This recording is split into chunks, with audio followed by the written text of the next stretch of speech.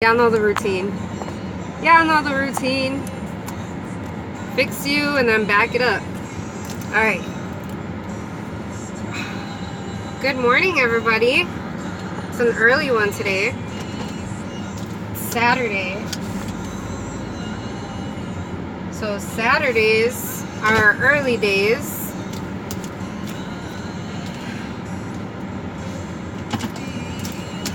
This song, I have to turn it down, but this song always hits me emotionally. That Ed Sheeran and Beyonce song, I think it's called Beautiful. Always, it like chokes me up. I love it. I love that song so much. Alright. So I had gotten a comment on a posting on Facebook on our spiritual vibes. I did it again, you guys. Forgot to click off of my Wi-Fi, and then once I drive further away from the house, it tells me that the signal's bad. So I've had people that had passed in my family. I've had great grandparents pass. I've had great uncles pass, and I knew them, but not personally, not where you know, I had like a deep connection or a personal connection with them. So the holidays were never really too, they weren't very difficult for me like how they will be now. You know, and this is gonna be my first, let's see, Halloween was probably the hardest to go through for me, because Halloween, I had always did Halloween with my dad all the time. Halloween was his thing. Like I had mentioned in other videos, my dad he would take kids in, like, you know, like I don't know, like some of my cousins, they didn't have father figures in their lives and stuff like that. He would group all of us together, and it wouldn't matter if it was friends. My brother and sister, my younger brother and sister, they don't have their fathers in their lives either, so they came with me when I would go and do trick-or-treating with my dad. And my dad would get all the kids together, and my dad was never like that. Like, my dad would never be like, oh, you know, you can't bring your brother and sister, they're not my kids, you know. My dad was never like that. It was always the more the merrier, and my father just loved kids. It didn't matter if they were his kids or if they were somebody else's kids. So my dad never hesitated. Like, even when he would take me fishing and stuff, he would always be like, oh, ask your brother if he wants to come, ask your sister if she wants to go, ask your mom if I can take the kids too. Good morning, sister.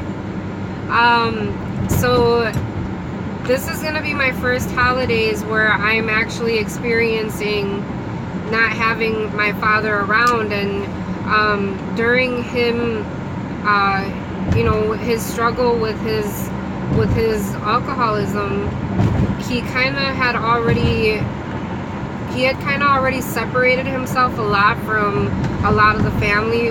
Me, for example, my other siblings, my older brother, he was the one who was usually around my father more than what I was, because they did have more in common. They used to shoot pool a lot, so they would, you know, and my brother would drink with my dad. So they kind of had this connection that we didn't have, because I was always the one, like, I would talk shit to my dad if he would be drinking. Like, I would probably kill his buzz is what I was. I was a buzzkill. So I wasn't, I didn't get to go and spend time with my dad too much. You know, so it would be normal for me not to really hear from him, to go, you know, holidays without hearing from him. And yeah, Nader, I'm telling you, I was my dad's buzzkill. He would always be like, you're like your grandma, or you're just like your mom. I would be his buzzkill. So, yeah, like, so towards, like I had said, you know, his remaining years, he had very much pulled himself away from a lot of us, from a lot of the family, especially the ones who didn't support his habit or didn't, you know, would always, if we would talk shit, then, you know, he wouldn't be calling us. But thankfully I got to hear my dad, because the last time that I had actually spoke to him and had this you know, had a conversation with him, I got to spend time with him, was the day before my birthday. And on my birthday, I was already here back in Chicago. I was already back home. But he did call me, and I got to hear the words from him, from my father's mouth. He told me, "Happy birthday, baby." So that to me was like a blessing, because I was just like I didn't want to have to go through my birthday with him being gone already.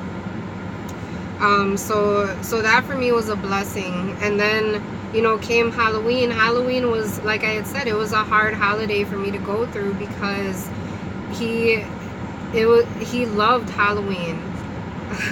He loved Halloween. Yeah, so, you know, it was always a big thing. And my dad, when we were little, like I had said, he would get us all together, and my dad knew everybody. Where we're from in Wisconsin, everybody knew my dad. And you know, it was a smaller town, so there was times that I would go and spend time with my dad. We'd go bike riding, and there would be people like rolling down their windows, "Hey Juan," you know, and like beeping, and like sometimes I felt like we were in a fucking parade, because it was like everywhere we went there was somebody saying hi to him, there was somebody waving at him, there was somebody beeping at us. Like, my dad was just well known where we lived. He was very well known. And you know, so he had a lot of buddies that, you know, around Halloween, he would call some of his friends up and be like, "Hey, I'm gonna take my kids over there trick-or-treating." And he would already plan for his friends to scare the shit out of us. So we didn't know, we're just a bunch of kids, you know, and he'd have us all together, we'd all be dressed up. He would get us our costumes. Like, if we didn't have costumes, he would make sure everybody had something to wear, some type of face paint or something. And he would be wheeling around a wagon behind him. And that my dad, my dad was very muscular. He was he was a tough guy, you know. So imagine this big tough guy wheeling around this red wagon behind him. And in the wagon he would have a cooler, of course, with his beer. My dad would walk around and drink beer while we went trick-or-treating, and he would always have space in the wagon for you know, whatever kid would get tired of walking, because my dad would, like, we would be out there walking for hours. Like, even after trick-or-treating would end, he would still be walking around out there with us, taking us to house, you know, because he knew a lot of people. So, like, it wouldn't matter what the hour was. If he still wanted to walk around with us out there, trick-or-treating ended when we were tired.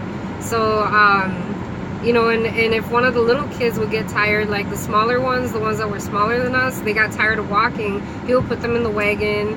You know, if we had too much candy, he would go ahead and throw our full bags of candy in the wagon and give us an empty bag so that we could go around collect more candy.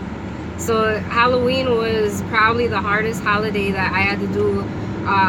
You know, that's when I miss my dad the most, because we had such awesome memories like that.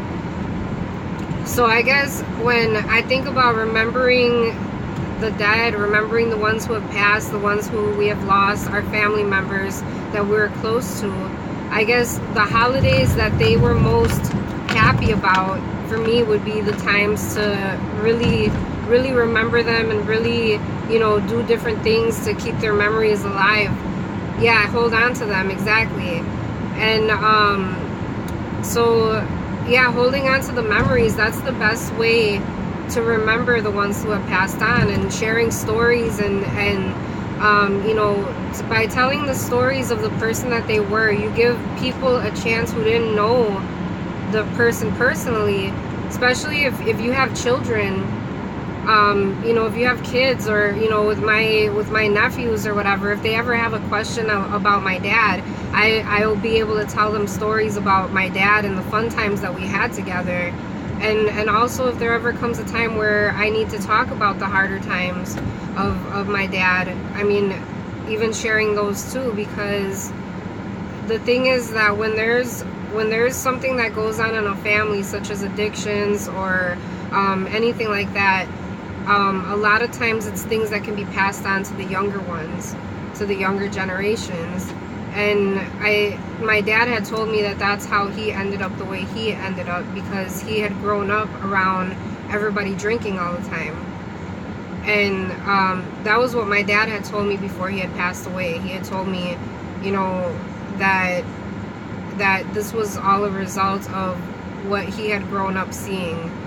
So for that, I think in many ways, his story, by me talking about my dad, I'm able to help people that have that same problem. Especially from a person that never had that.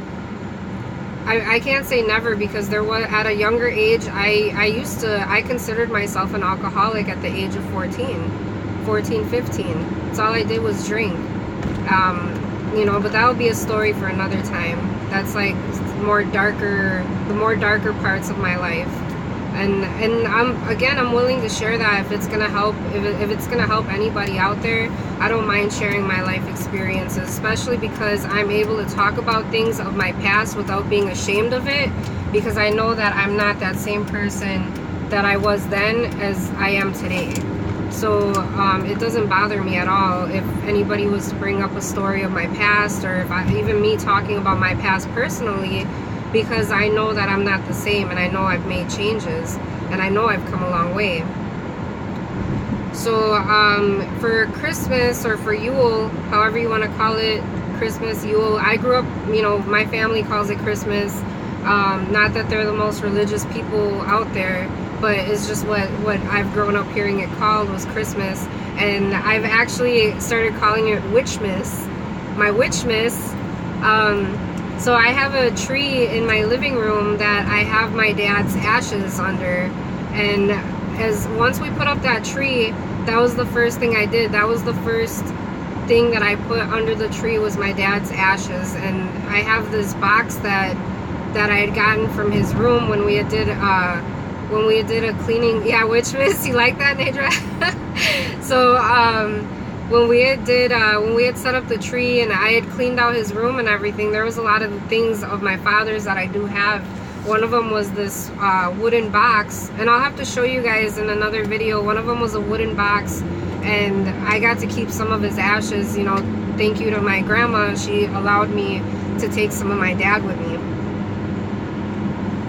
So I had put my dad's ashes in this box, and that was the first thing that I put under the tree. The first, you know, I put my dad under the tree because I want to make him a part of my holidays. Because even with Christmas, I have some funny stories about my dad for Christmas too, like that, you know, things that we had done and everything like that.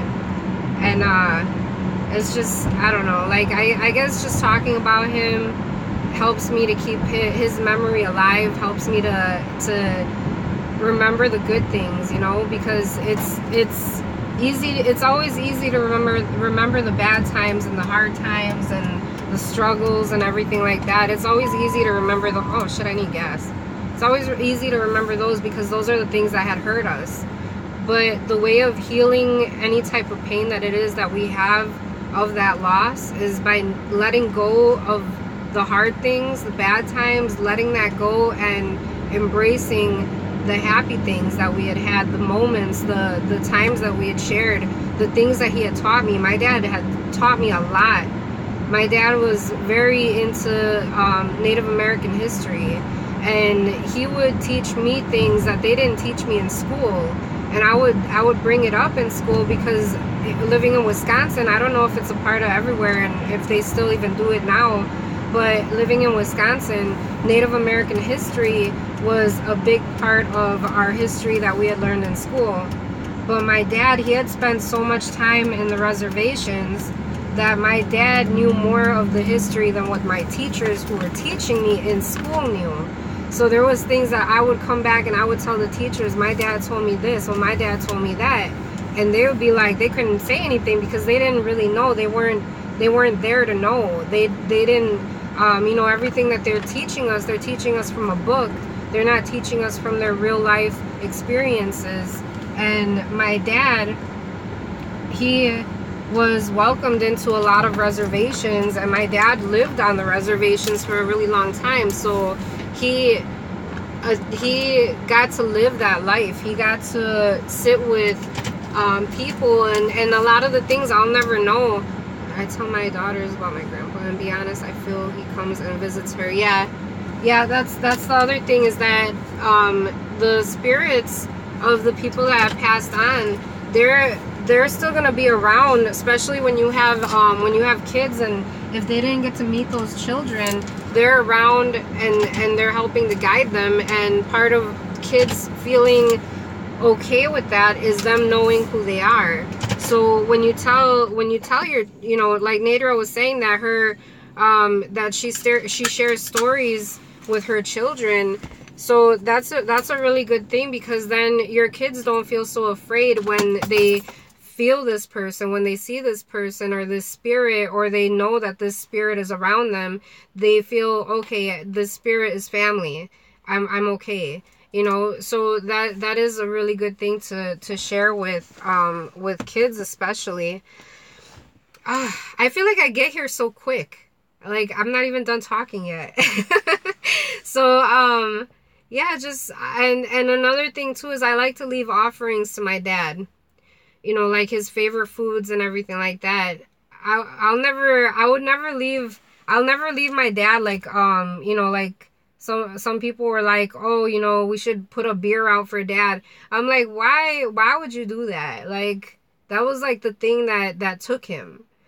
So I personally, I don't leave beer out. I don't leave any type of alcohol out for my father, because, and he already knows, I'm the buzzkill. Like, Dad, you are not gonna get a fucking beer from me. I'm sorry, but here's some rice. Here's what you used to like to eat. And I sleep with his blanket every night. I have a blanket that he had passed away. When people are in hospice, they'll bring a blanket in for them, and they'll have this blanket on them. So that same blanket that was on him when he had passed, I got to take that blanket home with me. And ever since the night that he passed, that day that he had passed, I've been sleeping with that blanket ever since. And that, for me, that's like, I feel like I get to hug my dad and hold my dad every night, because his energy is in there, So that's another thing. And like I said, before my dad had passed, I can't really say that I had anybody that was very close to me pass away, that I felt this like I felt like like a loss. Like, I mean, I know that, and that's kind of hard to say, because like, I don't want to sound like an asshole saying it, but I didn't really have a connection with some of the family that I had lost. I mean, I'm sure that my cousins did, my mom did, and stuff like that. And what I do is just be there for the people that are hurting.